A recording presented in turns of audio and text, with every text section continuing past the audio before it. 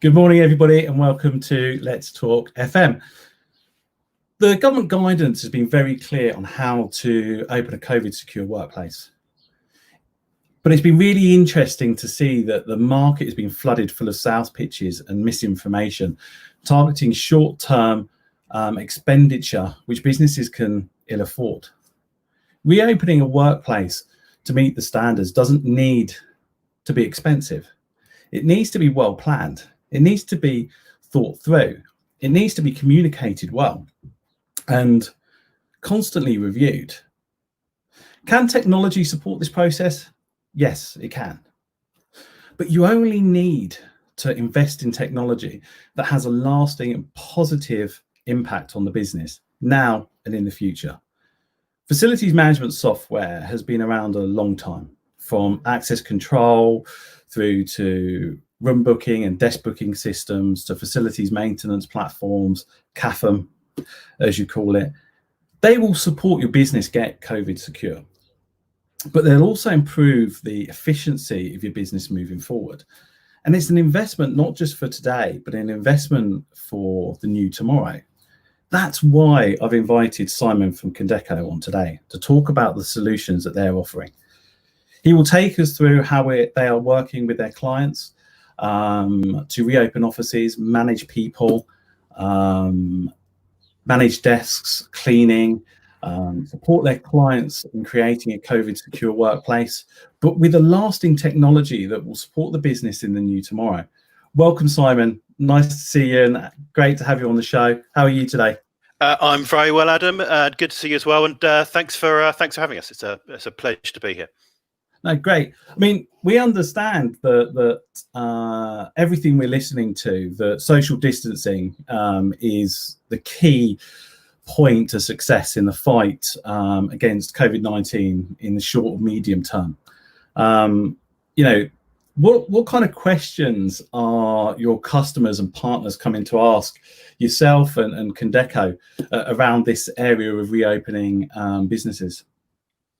Yeah, I think probably the most common questions are around social distancing and overcrowding, and that's actually driven a lot of the work that we've been doing and the conversations we're having over the last month or so. I'd say, I think when government started to produce some guidance on how to safely reopen an office, whether that's in the UK or other governments around the world, a lot of that basically said, number one, social distancing, but also find ways to avoid overcrowding, and overcrowding in itself will cause problems with the social distancing, and so yeah, I think that's the number one issue coming from customers at the moment that we've been hearing about.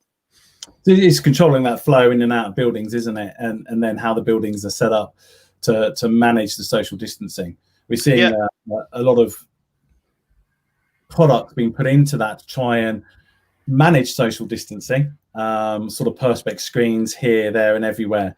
But actually, none of those beat actually the distance and the guidance given on the distance, and that's where people should be looking to start their journey into that space. So we know that you're a technology business. We know that your technology is there to help with that social distancing process. But how can Condeco approaching their own return to work process? I mean, what systems and tools have you seen your business using, or are they still just adopting the working from home process? It's a really good question. Probably the first thing to say, half tongue in cheek, is we've got a really good desk booking system that we use to help us manage the space. But no, I think the truth is that we're like any other organisation. We're keeping an eye on the government guidelines. We're keeping an eye on the statistics. We're surveying our workforce to understand what's important to them, and we're still working it out, as almost every other organisation is trying to do until the date arrives for the government to say, you can reopen your office on this day as long as it's safe. I think organisations, including our own, will be revising what that looks like. And I know that we're going to be looking at things like in our larger offices, things like one-way systems to avoid the close interactions. We can't do that on some of our smaller offices, so they'll have to have different measures. ultimately, it's about ensuring that, number one, we follow the guidelines. We do all we can to keep it as safe as possible, and then we communicate that to our staff, because I think that any employee needs to fully understand what steps their organization has made before they make that decision to come into the office. And it was interesting, I was listening to, was it Kathy last week, that you were talking to around largely the topic around communication. And I think that's essential, that organizations don't just put in those safety measures, but they make sure that staff are aware, so they make their own decisions on whether they come into the office. And in terms of sort of flexible working and home working, we've always been an organization that that has enabled that, both in terms of our approach to it culturally, and also the technology that we use. These days almost every application you use is in the cloud, and can be accessed from anywhere. So the traditional barriers to working from home have been broken down. We're like any other organization. We had to enable staff to work from home with the technology and the laptops and the video collaboration tools, and just because we're in the technology world doesn't mean our challenges are any different to anyone else.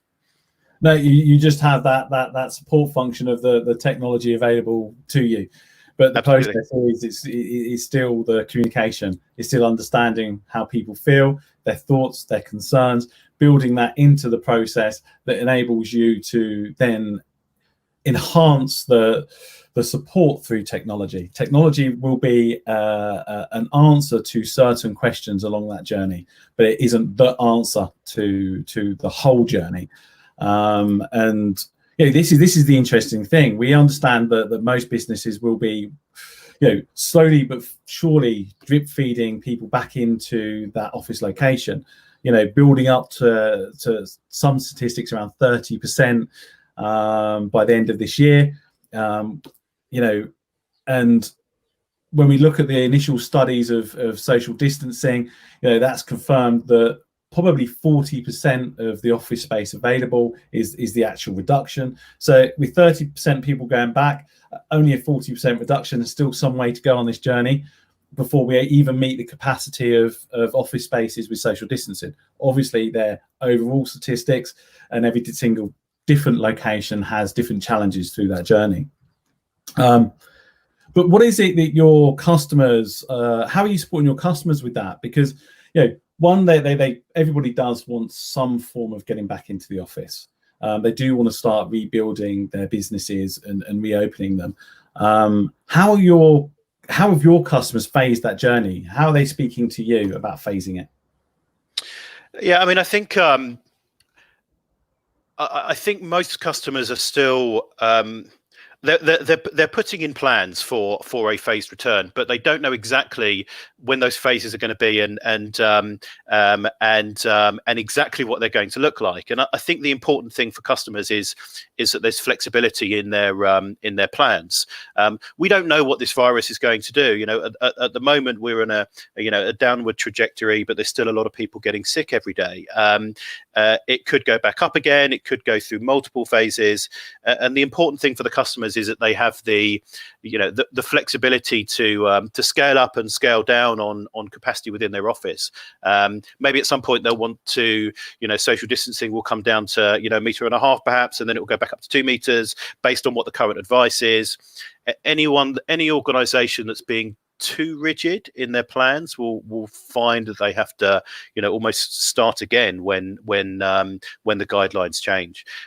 We provide some flexibility through our application with the I don't want to turn this into a sort of a selling thing, but the ability to very easily switch on and off desks that might be in use or out of use, and to allow them to have that flexibility moving forwards, so that if they decide they want to change things in November, it doesn't require calling up our support team and redesigning floor plans and redesigning the whole system and starting again. So we try and encourage our customers to think about that flexible approach to things.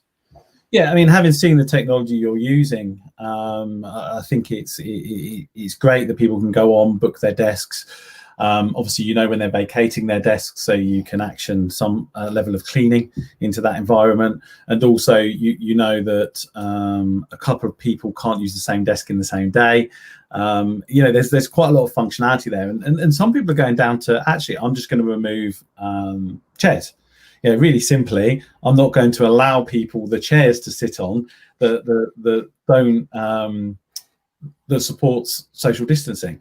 So basically, they're removing chairs and they're taking them out of their office location. There's lots of ways around doing it, but this is I think one of I personally think is one of the benefits of your system. But there's also probably a bit of a misconception. Managing desk space through this and making it available to people to return to work is key. But one of the recommendations is to remove flexible working, in its kind of highest form. And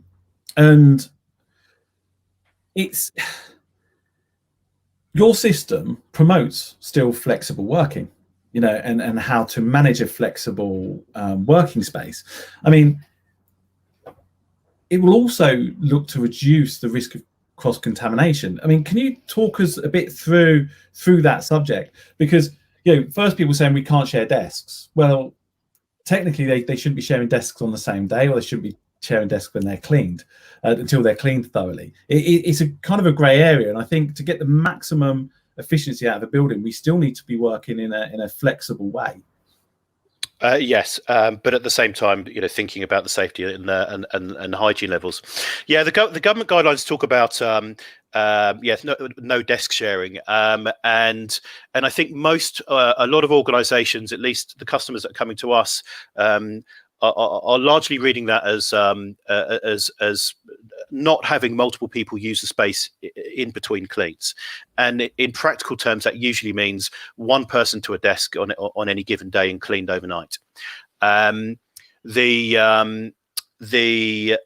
having multiple people using the same desk and cleaning through the day, it's just not gonna fly for most organizations. It's not practical. So I think so there's an interpretation there of what the government are talking about. I think in the ideal world, everyone would have their own desk and they'd all be 2 meters apart, and you would choose to come in to use that space or not. But no organization has that luxury, and in order to bring in as many people that want to come into the office as possible but still maintain social distancing means that in most cases, I think the traditional fixed desk, coming back to the same desk each day, it is for now a thing of the past. It may be a thing of the future again, but for now, I think it's a luxury that most organisations can't afford in terms of their real estate. I think the important thing is, for organizations, is they follow the guidelines as much as they can and do as much as they can, and the most important element, it's what we're hearing from our customers as being the most important element, is not having multiple people on the desk in between cleans. They don't want it cleaned through the day, they need it cleaned overnight. So actually we started to think about how we could help that, and we started to bring in some workflow scheduling for those used desks, so that the cleaning teams know which desks have been used and which desks haven't been used, because it's expensive doing a deep clean on a desk, especially if you've got hundreds or thousands of them. So we've started to introduce that into some of what we're doing, and just bringing this back to communication. It's important for the member of staff that's booking a desk or has booked a desk to know that their space has been cleaned as well. And so we sort of close the loop in that respect to make sure that information gets through to the employee. But this is one of the keys, isn't it? So the system works in the way I'm sat at home. I can go on, I can book my desk for the day into the office. Yeah, I know that desk is open on the system because it's been disinfected and it's been cleaned, ready for me to be able to book it. The system shows me when it's not been cleaned, or when somebody's using it, so I can't book my visit to the office that day.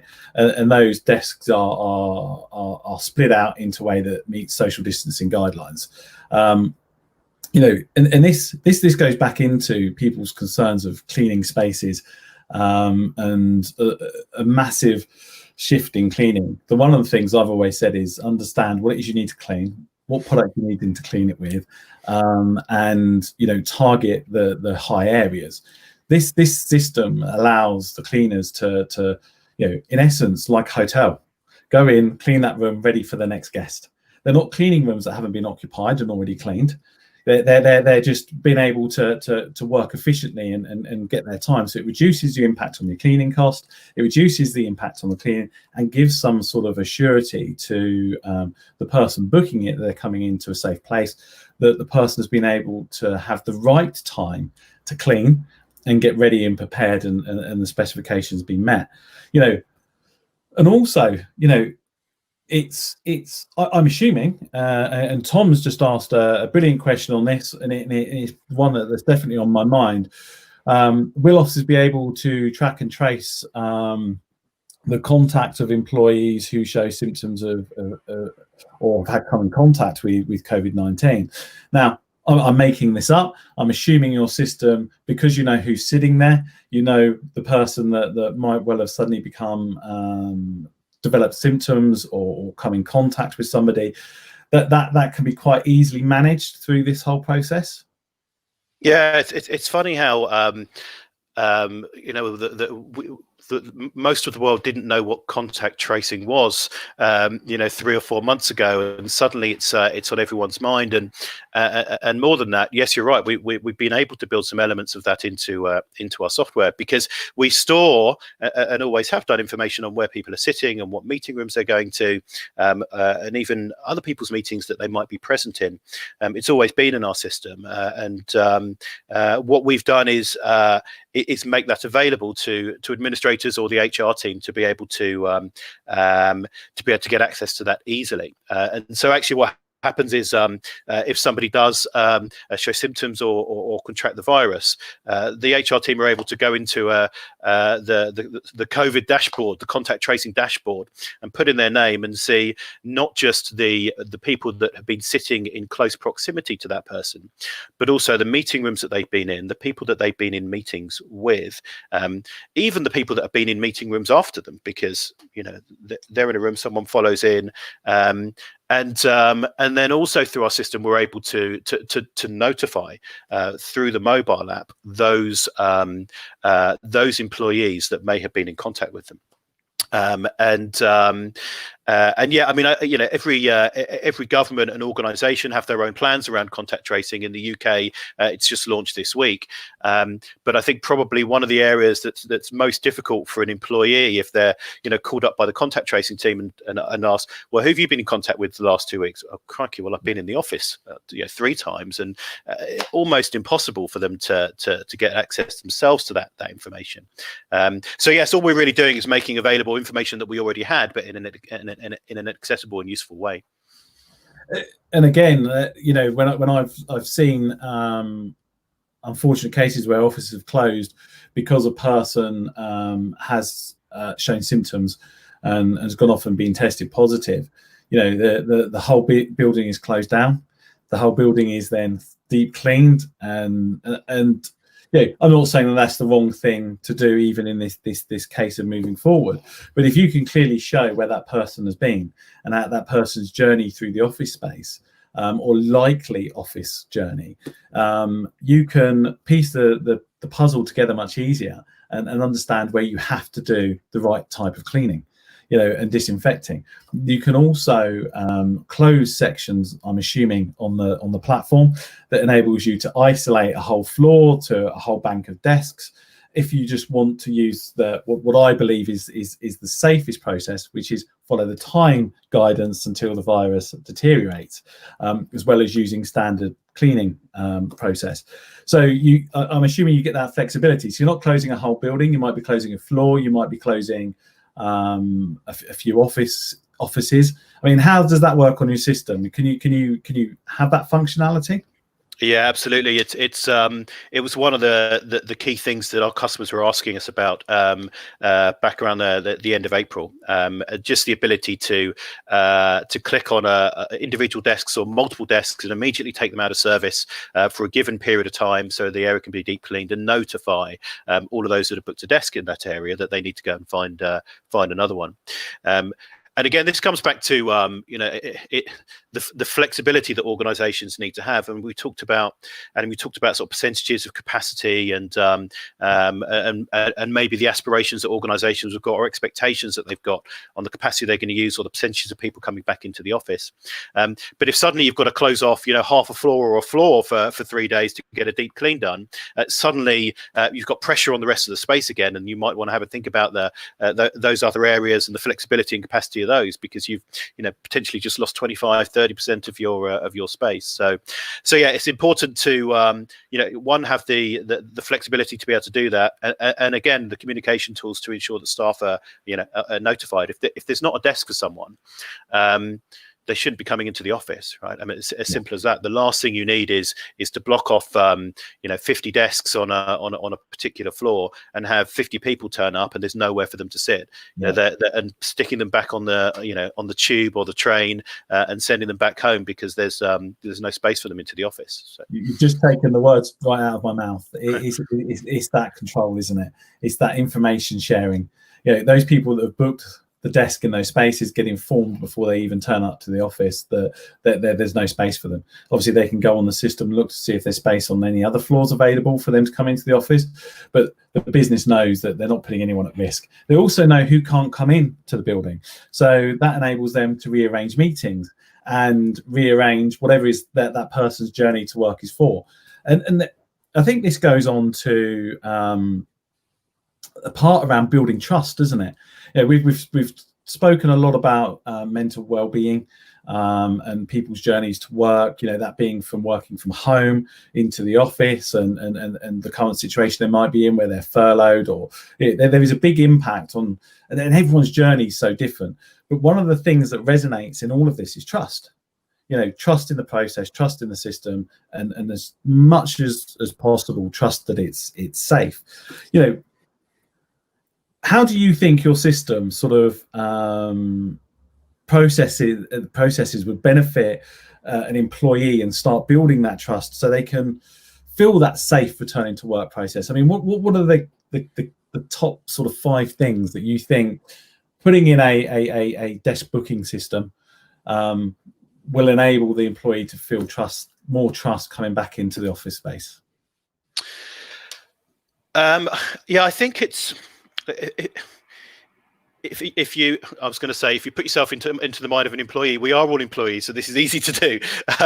The individual that makes a decision on whether they come into the office is based on their own feelings of risk and reward, and their own journey and their own office environment, and we can only help. From Condeco and customers in general can only help with part of that.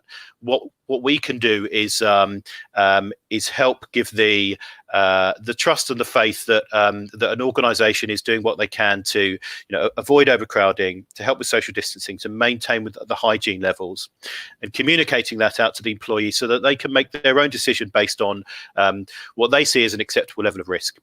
And it won't be just on the is there an available desk and is it clean, and what else is the company doing, but it's also other elements, including the public transport situation and what does overcrowding look like on the Jubilee line, or the Crossrail, or whatever it might be that's going to be their journey into the office. So I think we're just one part of that, but an important part of that. And as long as organisations follow guidelines as much as possible, and communicate what they're doing. And it might be they can't follow all the guidelines because it might not be practical to do so, but they must communicate exactly what they're doing and what they're not doing, and helping the employees to make that decision based on as much information as possible. And if they don't get it right and they don't communicate it well, there could be all sorts of issues further down the line where people might become unwell or worse, God forbid, and if the employer hasn't done all they can and communicated that could lead to all sorts of problems for years to come. Yeah, I think on some of those we are going to see, it's like everything that's new. The travel to work situations, employers are saying it's not our responsibility. But there is something in the guidance that says employers should be looking at people's start times and everything else. And we know that there's been a couple of cases previously where the employer puts on travel, and there's definitely been a case to answer that the travel that they've put on has been unsafe.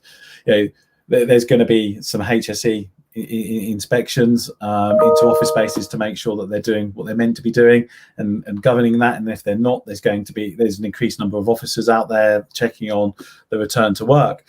I mean, this is one thing that's just popped into my mind on a sort of a desk booking platform. I'm assuming you can allocate a start time to desks as well. So you could possibly have some slots open for people starting at 8:30.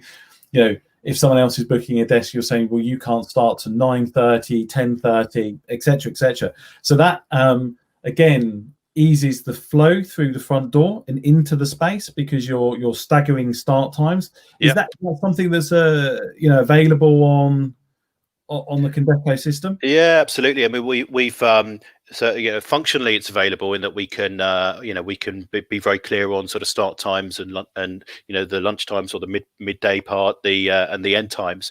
Very, very easy to do, and to name groups within the office potentially as well by 7 a.m. starts, 9 a.m. starts, 11 a.m. starts.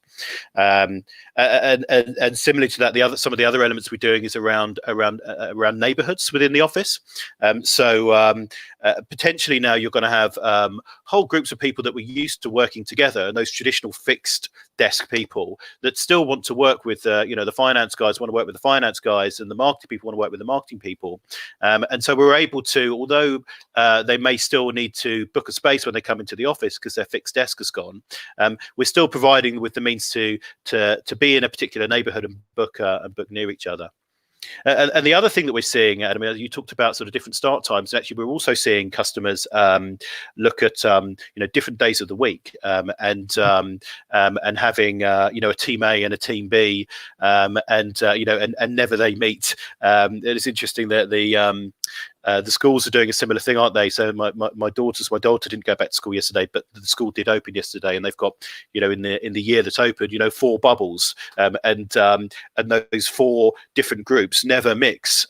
So if there's a problem in one of the groups, and actually there was on the first day, there was a bit of an emergency, but fortunately it was all okay. But then that group is removed and the others are safe, and it's exactly the same in the office. And we saw this starting even before lockdown with some companies that split things into A and B, and team A were never in the office at the same time as team B, so that if there was an outbreak within team A, team B would come in and they would still be operational, having had no contact. And so we thought about that, and we added in some functionality to enable that and restrict days of the week that people could book in line with the team that they're in. As I say, different organisations are taking different approaches to controlling the demand on space, and we've just reacted to what our customers have told us. I think as a technology company, it's quite rare that we come up with an amazing idea and say this is what customers need. Everything that we do is because a customer said these are the problems we're having, and we try and work out ways to help them solve that. Yeah, absolutely. And I think we just spoke about there's a number of benefits to the employer at this point, and opening a secure COVID secure workplace. We're enabling the transition of people into the office space being controlled. We've got a control of the office space. The great point you've made there, you can control lunch times. How brilliant would it be so I'm starting at 10 a.m. The system's telling me I'm allowed to go to the canteen between X and Y, knowing full well that there is only a certain amount of people heading down there, so social distancing will be easier. It's that whole process and journey through the building, isn't it? You're understanding the capacity of the toilet function. So how many people you're grouping around those facilities, how you're getting them in and out of the facilities is key. Toilets is a big thing at the moment, especially public toilets, when we're talking about easing of lockdown for our own personal lives. There are other sort of benefits I can think of. What would you say from an employer point of view is one or two of the best benefits of adopting a technology system like yourselves? So in the past, we've always talked about real estate efficiency and people efficiency, if an organisation couldn't get benefit in one of those areas, then our technology wasn't for them. But in general, if we would be helping organisations to manage their real estate better, and the return on investment of not having too much space, and productivity of individuals in the building, whether it's the use of meeting rooms or desks, or the facilities team that are looking after the space, and those two still exist. But then the last 3 months, things have changed in that the benefits now start to move into well-being, which it never really has done in the past for technology like ours, and others as well. And so it's quite strange for us having technology that helps people to remain safe, that's of interest to HR rather than just facilities and property and IT. And I would say historically it's real estate efficiency, it's people and process efficiency, and sadly today it's well well-being and health. Yeah, but that's the key to sort of our discussion. This technology was there for a reason beforehand, and we're starting to grow a marketplace as people look to reducing the amount of space they have and becoming more operationally efficient with what they've got. We've seen that, well, I've certainly seen in the news a number of businesses starting to close offices, and people won't be returning back to those offices, and they're creating. It's probably sped up that creation of a social hub office rather than a place to work every day with an increase in home working. That works for some people. Obviously, they would love working at home, and other people will want to be able to go into an office. I mean, this system has a lasting benefit to driving efficiency within the office environment. So understanding who can book desks, when they can book them, when they need them, enables you to reduce the amount of offices you have. So it's not a technology, it's a technology that's fallen in to help today, and absolutely can build trust and confidence in the process that you've got in place. But it's also technology that can work within the future of office management, especially as we're seeing this reduction in space. I mean, that's got to feel the right way to start investing your money, rather than looking at a very short-term today investment in technology where they've not been tried, they've not been tested, they've got no business cases against them. What's your sort of message, that you're giving your customers when they're coming to talk to you about, maybe they've got your meeting room booking system, and now you're looking at sort of their desk space. I mean, is it an expensive technology? Is it something that you're giving to current customers for free?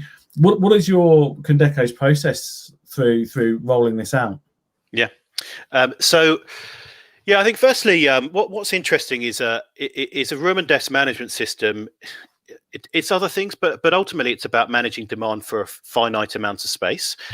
Whether it's rooms or desks, we can't have an unlimited number. So we have to manage that demand, and in particular when we know that there's going to be peaks where demand exceeds supply, and you mentioned earlier, what's happened in the last few months has accelerated changes in working practices, and so the trends that we're going to see of more people working from home. So when we return to, the new normal, that very overused phrase, but, very apt, when we return to that new normal, whenever it may be, whatever it may look like, everyone is pretty convinced that there will be more working from home within that.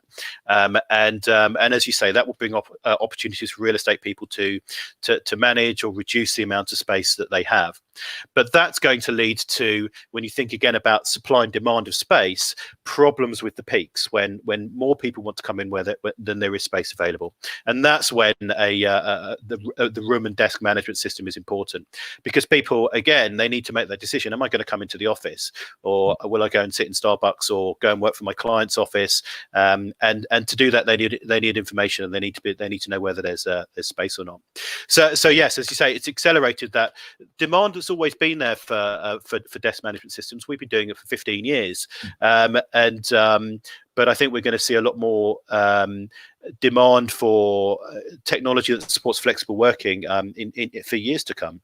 I think the other thing you mentioned around what we're doing with our current customers, and we made the decision to put this extra functionality into our product for our cloud customers, and it drops into their when they start to do upgrades over the next few weeks. If they're a desk booking customer, they'll start to get some of that new functionality.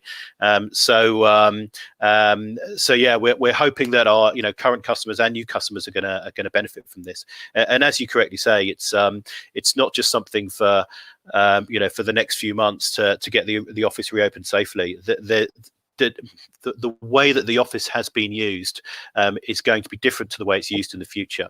Again, exactly what that looks like, we don't know. But to have that flexibility and the technology to be able to enable that sort of flexible working approach, I think, is essential. Some people will be sitting here going, okay, that's all well and good, but we're in this today and now. I'm not one of your current customers. Technology can be complicated, can be difficult to use. I mean, it doesn't have to be. We all know, as we've advanced forward with new CAFM systems, SaaS platforms, everything else, they're quite easy to get installed and up and running. What is the sort of general length of time? So I'm a new customer to you.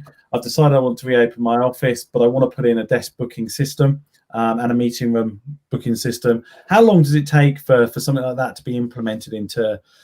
I'm not going to hold you to it, but on average, how long does it take to implement and get up and running? Yeah, it's just a month. It's only a month.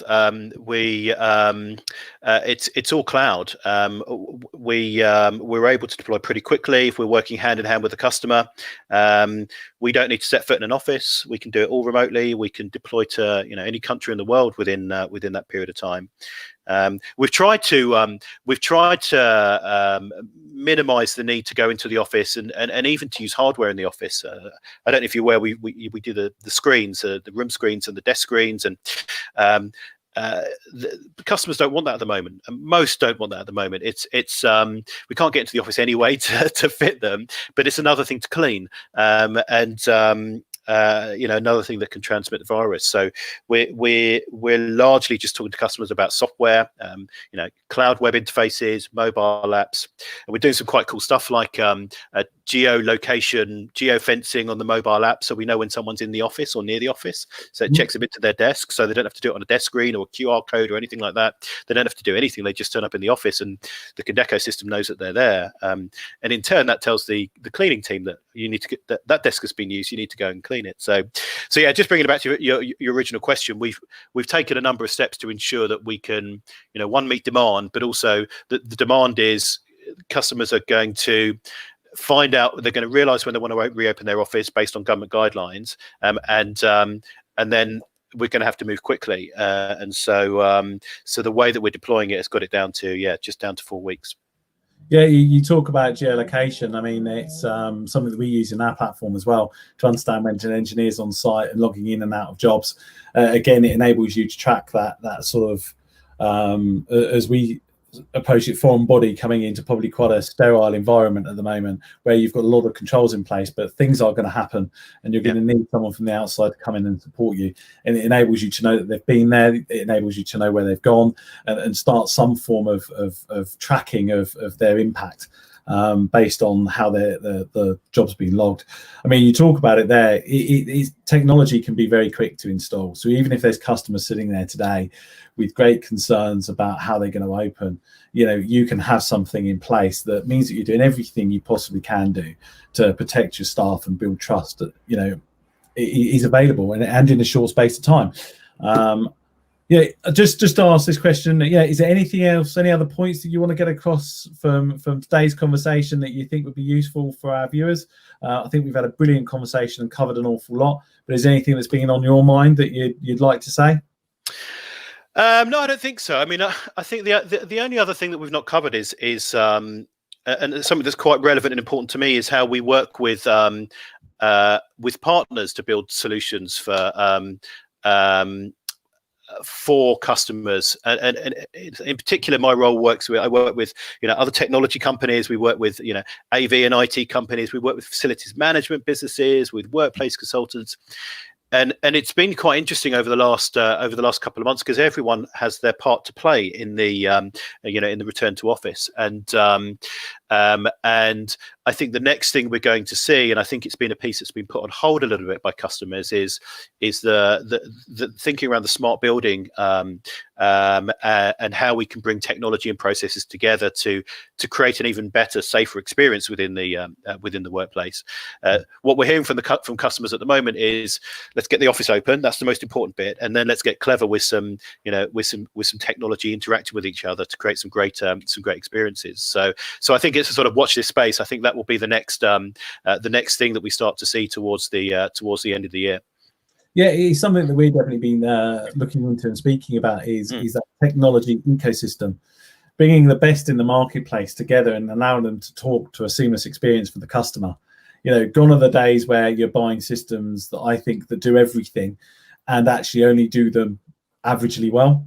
You should be able to go out to the marketplace, get your system that should be able to interlink into, say, the expansive system that should be able to interlink into the guys that are creating the technology for sensors, and all of them work together, pulling data around to make sure the customer has one brilliant market leading experience in the technology they're purchasing, but also it creates that sort of ecosystem of best in class. So long has technology been siloed, I think is the word. And what's great about, if people are talking to modern businesses that are expanding their portfolios and growing, and they're quite young and agile, they're not about siloing their technology. They're on about, how do we get all of this information into one great place for the customer, and for that experience to be quick, simple, easy, and offer massive efficiencies to their business. I mean, that is the aim of all of us that work in technology now, and overall, I think that's the aim for everybody that manages a business and a building. So I think you're right. It's going to be great over the next few years, seeing how all of this changes, how this drives smart working. Understanding how we're using the space, keeping people safe. Because this is one virus. One situation that's happened. It doesn't necessarily mean it's not going to be another one and another one coming somewhere in the future, as we've seen with all of these things. I think it's been great to have you on board. Thank you very much for joining us today. Some really interesting and useful information about how you're supporting your customers and what your customers are asking you. Next week on Let's Talk FM, we're going to be talking about air quality. I think it's a massive subject. It's definitely something that is around opening our offices for COVID secure guidelines, but is a massive focus in the future. We have seen it coming. We are seeing it in smaller technology, where people are supposedly going to be able to wear air monitors in the next 3 to 5 years. And we've seen the impact of really bad quality air. So we've got some great people coming on board next week, and we're going to be talking about that subject again, because we want to keep focusing on today, but we want to start looking to the future as well, how we can create brilliant working spaces for the new tomorrow, as people are calling it. Thanks very much for joining us all. Thanks again, Simon, and take care. And speak to you all soon. Bye.